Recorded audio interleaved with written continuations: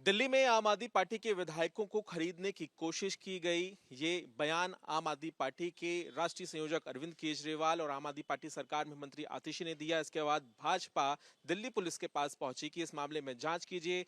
Crime branch notice लेकर अरविंद केजरीवाल और आतिशी के दफ्तर पहुंची, लेकिन इस मामले में 5 फरवरी आज के दिन जवाब देना है आम आदमी पार्टी को कि क्या नोटिस में जो बातें कही हुई हैं उसके बारे में वो जानकारी दे पाएंगे। हमारे साथ जैस्मिन शाह जुड़ गए हैं बातचीत करने के लिए। सबसे अहम बात यही है कि क्या इस नोटिस का आज आप जवाब देंगे? देखिए, बिल्कुल जवाब देंगे। हम तो चाहते हैं कि इसमें अच्छे से जांच हो इस मैटर में। आप देख रहे हैं कि पिछले 8-9 सालों से जब जब विपक्ष की सरकारें होती है तो इनके कई सारे एमएलएज या नेता टूटकर बीजेपी में ज्वाइन हो जाते हैं और वो सरकार गिर जाती। कई बार ये आरोप किए गए हैं कि 25 करोड़, 50 करोड़, 100 करोड़। तेलंगाना में हमने देखा तो एक ऑडियो क्लिप भी बाहर आई थी कि जहां पे भाजपा से जुड़े कुछ लोग ये खुलेआम पाए गए कि उन्होंने ये बोली लगाई है। तो मेरे ख्याल से ये हमारे लोकतंत्र के लिए बड़ा खतरनाक है। दिल्ली में ये घटना हुई है। इसके लिए हम जांच का स्वागत करते हैं, लेकिन जांच के नाम पे नौटंकी नहीं होनी चाहिए।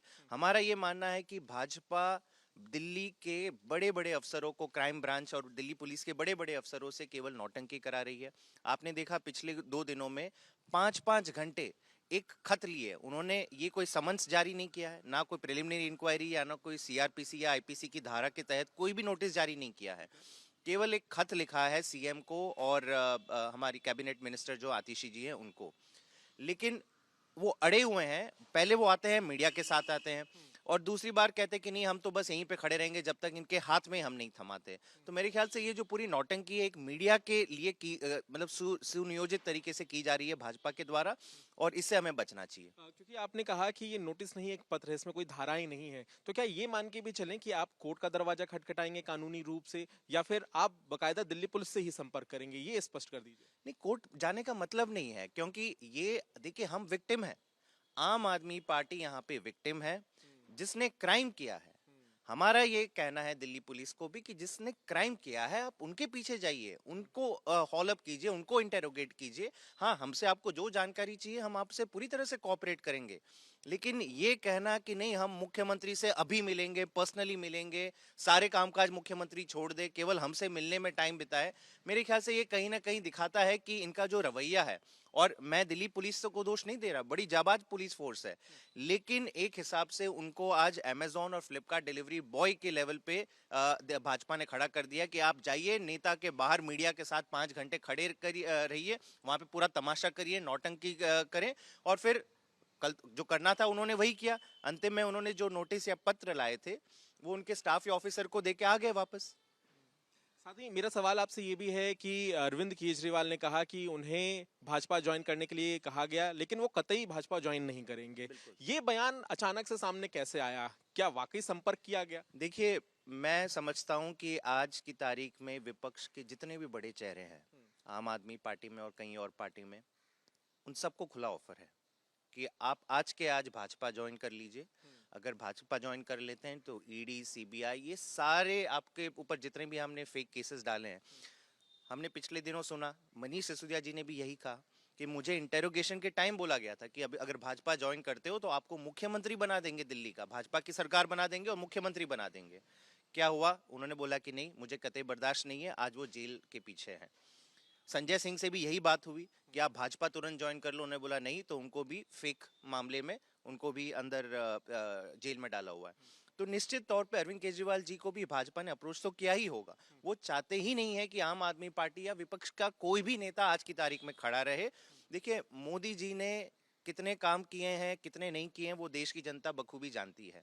उनको पता है कि अगर मजबूत विपक्ष खड़ा हो गया तो उनको मुसीबत आ जाएगी लोकसभा चुनाव के लिए। इसीलिए आप देख रहे हैं कि कुछ हफ्ते या कुछ महीने ही बाकी हैं लोकसभा चुनाव में।